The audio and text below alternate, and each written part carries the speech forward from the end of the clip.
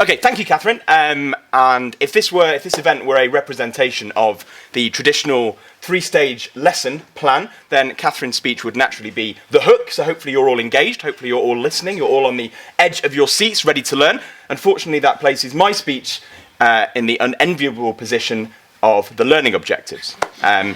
So my talk is the bit that Ofsted really want to see, but nobody quite knows why I'm here. Good. Now we've started.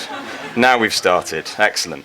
So, by way of introduction, my name is Mike, and I am a history teacher within the humanities department here at Michaela.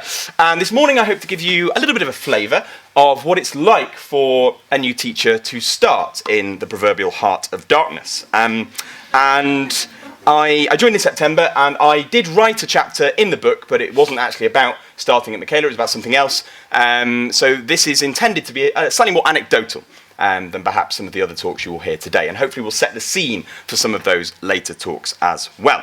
I'm one of those sickeningly fresh-faced teach-first trainees who spent 2 years working in a special measures school in the borough, and the reason I mention that is because that school in particular was not only in the borough, but it's actually about 5 minutes down the road from Michaela. So that's the reason why I mention it. And before I proceed, anything I say with regard to my old school, any comparisons I make, are only there to illustrate what it's like for a new teacher to start here. And it's in no way intended to denigrate the colossal effort needed, the hard work, the integrity needed in order to transform a special measures school. And it's testament to the really, really hard work of my old colleagues that school has now made such a magnificent turnaround. But I'm sure some of you will find those references quite illuminating later on. So, why did I apply to Michaela? I am a history teacher. I love my subject. I am passionate about my subject. And I didn't want to teach some sort of desiccated discipline that has shed all of its rigour and all of its intrigue. Now, at my old school, unfortunately at the time, certainly in my first year of training, it was behaviour. Behaviour management was the fundamental concern. And yes, by the end of my 2 years, all of my pupils were really well behaved after 2 years of what Winston Churchill might call blood, sweat, toil, and tears. I could give myself the proverbial pat on the back that my Year 8 boys class, it was single sex at the time, were sat silently, getting on with their work. Now, in my first year, I was often implicitly, if not explicitly, blamed for their behaviour when I was training. Okay, the reason why the kids were chucking pen lids at each other was because my do now was not sufficiently challenging. Okay, I also noticed that a third of that particular class were on the SEN register. So I thought to myself, that must be the reason why they're behaving so badly. I've just got to work harder. I've just got to make my lessons far more engaging. I've just got to work later in the evenings to make sure that I'm precisely meeting the needs of each of those individual children in that particularly difficultly behaved class. Now, it didn't take me long to realise that this was utter rubbish. Now, evidently, there is not something in the water supply of northwest London that makes schools around here somewhere in between the Fall of Rome and Waterloo Road. Evidently not. My mentor, very luckily, was somebody who understood that. And he told me, Mike, sometimes the kids just need to behave. That's it. Now, it's a real shame that many trainees are not offered similar advice. Now, in my old school, the systems just didn't work at the time. They do now, they work very, very well, but at the time they didn't. And the leadership were too busy dealing with the Ofsted Hydra to effectively support their trainees or just their staff generally. And so I thought to myself, well, I can handle this. I can deal with the bad behaviour. 1 or 2 years, 2 or 3 years in a special measures school, fine. I often saw myself as one of those embattled soldiers at the Battle of Rorke's Drift, pushing back unruly classes and new initiatives and Ofsted inspection. That's a bung for the history teachers, by the way. And I quite enjoyed that. But what I really, really didn't like was the watering down of my subject. And in many schools around the country, subject-specific development is sacrificed upon the altar of pupil progress, whatever that meant, whatever that means. And as long as the pupils had responded in green pen, as long as you as a teacher were not talking for more than 2 minutes, then you could just about get by an inspection. You could just about scrape an outstanding, and you could have the senior team off your backs for at least half a term. As long as every box on a PowerPoint slide was colour-coded, and this is so mind-bogglingly complex that I have to actually refer to my notes here, that each PowerPoint slide actually had a red box for differentiation, blue for generic instructions, green for gifted and talented, yellow for key words, purple for homework, black for learning objective and learning outcome. Of course, with appropriate references made to literacy, numeracy, and you can just about scrape by an inspection. If in every lesson you paid due deference and homage to the Bloom's triangle, if in every interaction with a child, the child was evaluating or synthesizing or analyzing, then you would be marked as an outstanding teacher. You would be praised and feted at Thursday morning's breakfast CPD session, croissant in hand. There was no greater accolade. Now, I came across Michaela predictably enough through Twitter, and it was David Didow's write-up of his visit here that really enchanted me. I also knew someone at the time who worked at the school, and she arranged a visit for me. I was really enthralled by the atmosphere, and I absolutely loved the steadfast commitment to subject-specific development. So I fired off an application, and of course the rest is history. Philosophically, I've always loved what Michaela do, and in the company of many teachers, that has made me feel akin to a 16th century priest during the high tide of Elizabethan religious reforms. Another bung for the history teachers there. Now, when I arrived, it was exactly as I expected, no different. But practically, it was a little bit of a jump. And now I'm just going to talk a little bit about that jump and how I experienced it and what some of those differences were when I joined Michaela in September. The first thing you notice immediately is that you have a lot of catching up to do. My colleagues here really know their stuff. Every single departmental conversation oozes with subject-specific tweaks, and the culture is one of continuous improvement all the time. Meetings are few and far between, yet every single meeting is really beneficial. Okay, there's not been a single meeting where I felt that was not useful to me, and hold your breaths. I actually look forward to meetings sometimes at Michaela, which is more than can be said for many other schools. In terms of the support I have received, the feedback I have got has been swift, sharp, and rapid. Every member of staff understands that a culture of candour and feedback is what is needed to make us all improve. Now, I feel like I've improved as a teacher more in one term, or one half term and a bit, than I have in an entire year in my previous place. New staff have a great induction, which lasts pretty much almost 1 week. And Joe Kirby will talk later about our Michaela Bootcamp, our Michaela induction period for Year 6 pupils, which new staff are a part of. We can practice our lessons days before the other pupils arrive so that we feel confident and assured in delivering lessons to the pupils that have been here longer than we have and know the rules better than we do. Of course, our success here is predicated on everybody working together. Catherine, as she said earlier, calls it rowing together, and the feedback I have received has, in effect, and everyone receives, is tailored to ensure that the oars are the correct length, that we're all rowing at the same speed, and that the boat, proverbially speaking, doesn't have any holes in it. My colleagues here are really inspirational, and I feel totally trusted to do my job. Now, sometimes Catherine walks into my room, okay, and despite her ostensibly terrifying demeanour, I don't feel pressurised. I never feel like I need to showboat for Catherine when she walks into my classroom, or any other member of staff, or any other visitor. My departmental colleagues are an absolute joy to work with. We're all passionate about our subject, and often it's always struck me as how odd it is that teaching has become sort of slightly anti-intellectual, certainly over the last few decades, where we leap on empty statements and vacuous gimmicks. Here at Michaela, we have an environment which is genuinely intellectual, which fosters genuine scholarship, not just amongst the pupils, but most importantly, amongst the staff as well. An incredibly refreshing change has been the way our senior team take decisions. Every decision is considered in terms of its light, its value, its impact, and any unforeseen consequences. Now, Jess will talk later about our marking policy and how staff don't feel like they're burning out at Michaela. And in my first term, in terms of feedback, I've given one-to-one feedback, whole class feedback. I've dissected essays on a visualizer, but crucially, I have not been spending time laboriously marking, filling out intricate labels at home. Hours and hours of time, which could be better spent doing other things. In my old school, and again I have to refer to my notes here because it's so complex, you would have to have a bright label for every piece of work, which commented on www, EBIs, then another space should be for literacy, numeracy, current level, space for redrafts, a box for the remark level, and then another box for the people to respond to the remark. Of course, these wonderfully intricate labels do nothing for subject-specific criteria. It was all about showing that progress to your senior team or to Ofsted ultimately. My quality of life has improved exponentially. We are in here very, very early, and during the day, we work very, very hard. Without exception, however, I'm out of the door at 5 p.m. with all of my work completed for the day.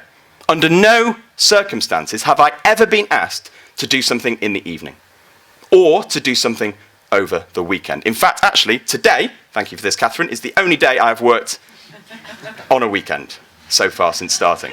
Okay, getting up at 6 o'clock this morning was not particularly pleasant, but I'm happy to do it. Generally speaking, my life has improved exponentially. I'm able to do the things I want to do, and crucially, I can read more history books now, which is going to make me a better history teacher. Last year, I didn't read a single book because I didn't have time to do it. This year, I do, okay, and that's going to make me a better teacher in the long term. The behaviour here is absolutely incredible. It's really exceptional. Teaching the pupils is an absolute joy. No second is wasted, and even then, there's so much more I want to get through. There's so much more I want to teach. Now, I know many teachers, not necessarily through any fault of their own, who are watching the clock for very different reasons.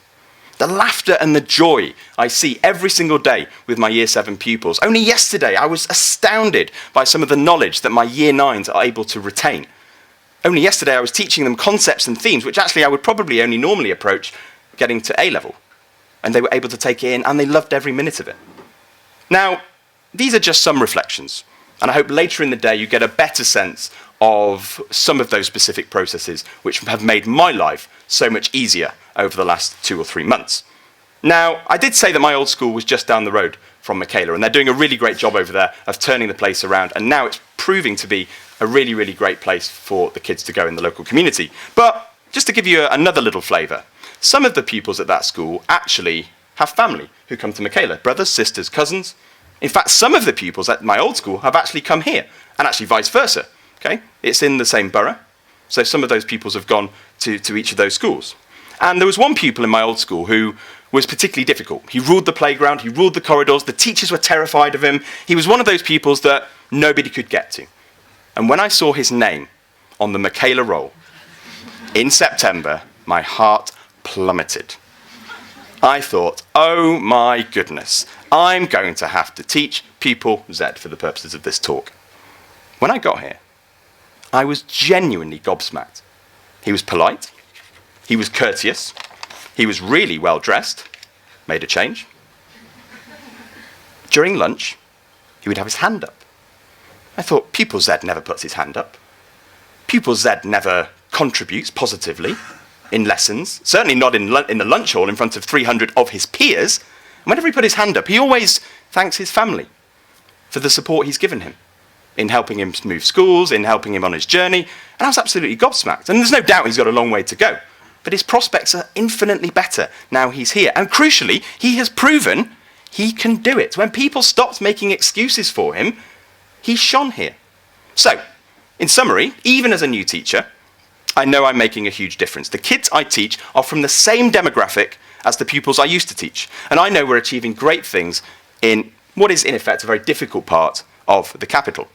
I work with inspiring colleagues, and I don't have to deal with the bureaucratic nightmare faced by teachers in most other schools.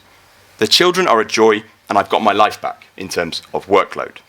And perhaps this has changed, I don't know, but whenever I go along to teach first events, I'm always quite disappointed that Michaela is not held up all the time as a shining example of what can be achieved in terms of inner city school children, and crucially, in allowing teachers to do their job properly. I know it's clear that this school is delivering an exceptional education to our kids. But crucially, and I might even argue more importantly, the school is giving teachers the freedom and the rest to enable them to be better teachers, to enable them to continue in the profession and continue making a difference. So it's been an absolute privilege to start work here. I hope my reflections have been helpful today, and I, for one, cannot wait to see how the next few years go. Thank you very much.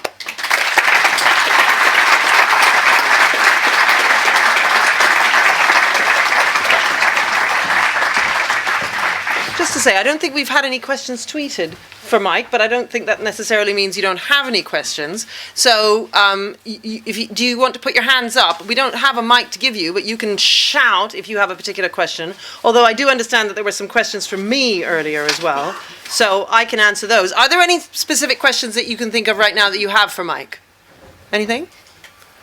All right, yes? Fidel Castro died today. He said once, la historia me absolverá. History will absolve me. Will history absolve Michaela?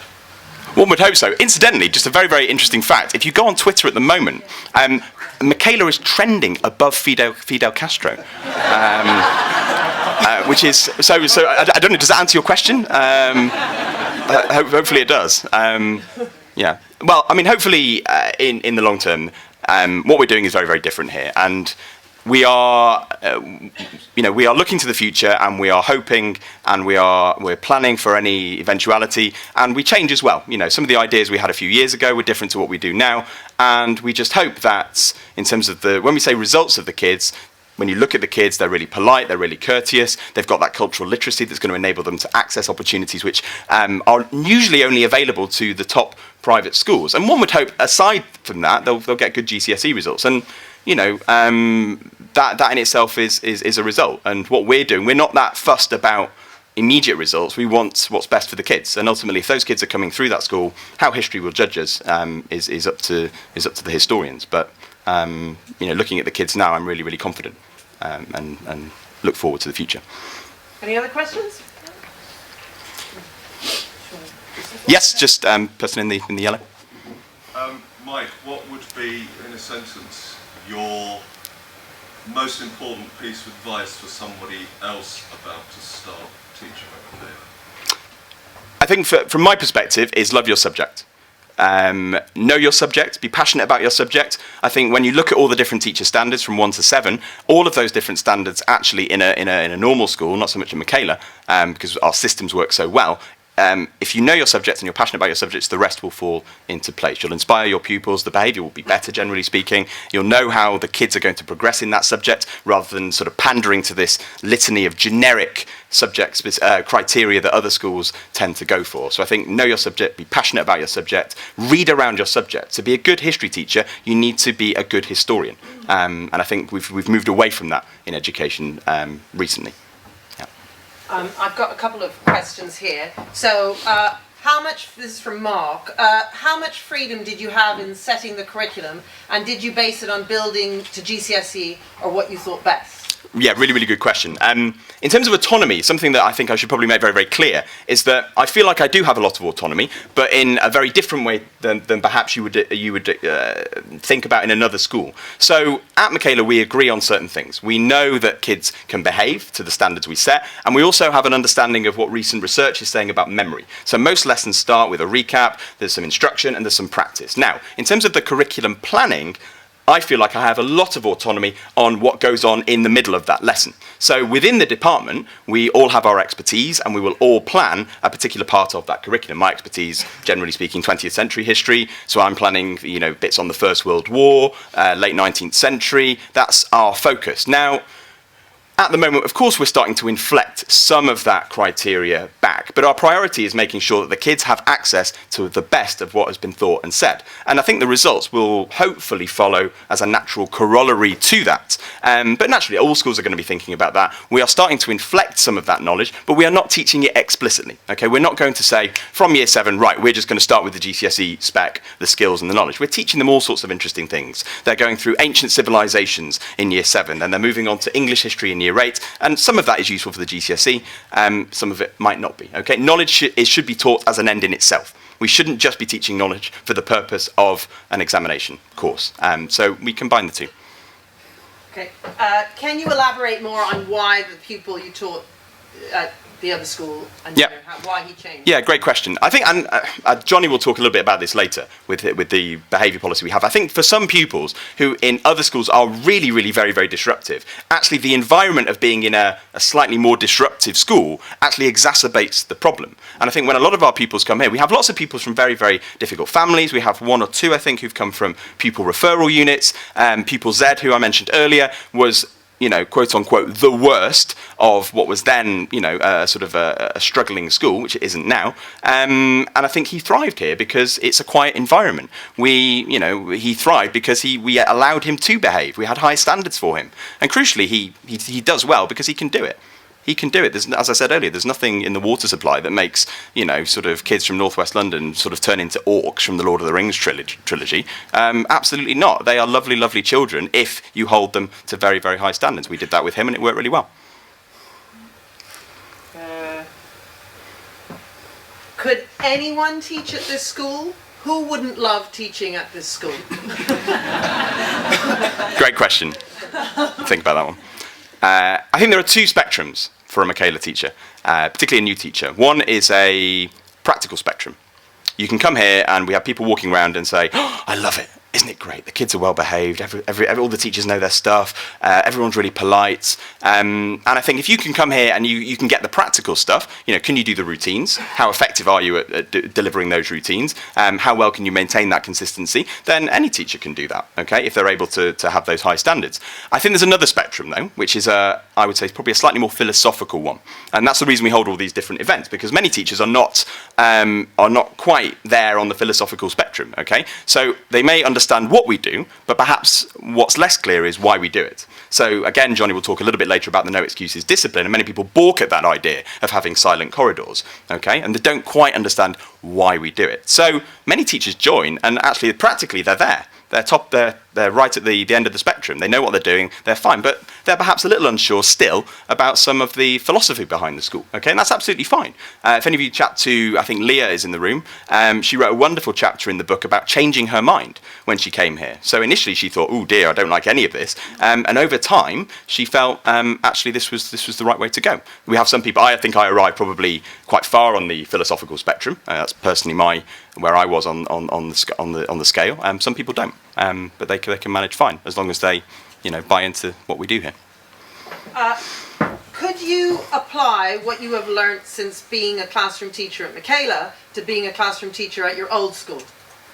No. I'll qualify that statement. I think the difficulty is if I were to go back into my old school, I would be okay. The philosophy is completely different here. We believe that ultimately the children should have a set standard in which they should behave. Okay, they should be able to sit down, listen to you talk for a period of time, and take that information in. Our systems help do that. So don't be under any illusions that you can take something from Michaela, something very, very small, and implant it into another school. Some things you probably can. Others actually rest on a far more fundamental basis. I think in terms of, so for example, if you're thinking about your teacher radar, okay, how well are you spotting things? How well are you holding the kids to high standards? I think if I were to go back into my old school, I would be able to see an awful lot more. Okay, I'd be viewing everything through a very, very different prism.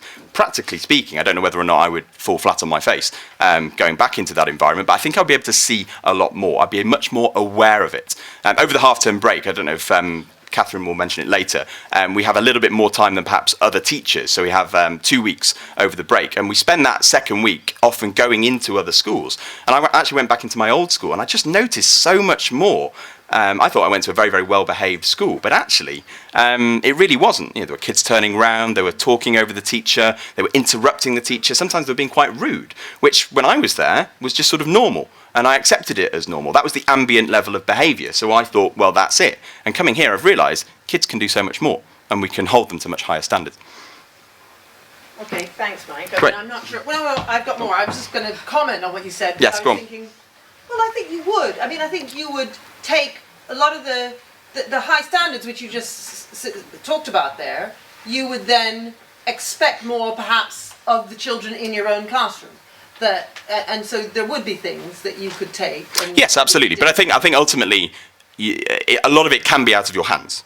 In other schools. That was the point I was making. It wasn't so much that I would struggle, it's that, if the systems are not working to your advantage, if you're having to chase that behaviour, if you're the one who's having to spend 2 hours every evening phoning children's parents because there's no, for example, centralised detention system, then you might struggle.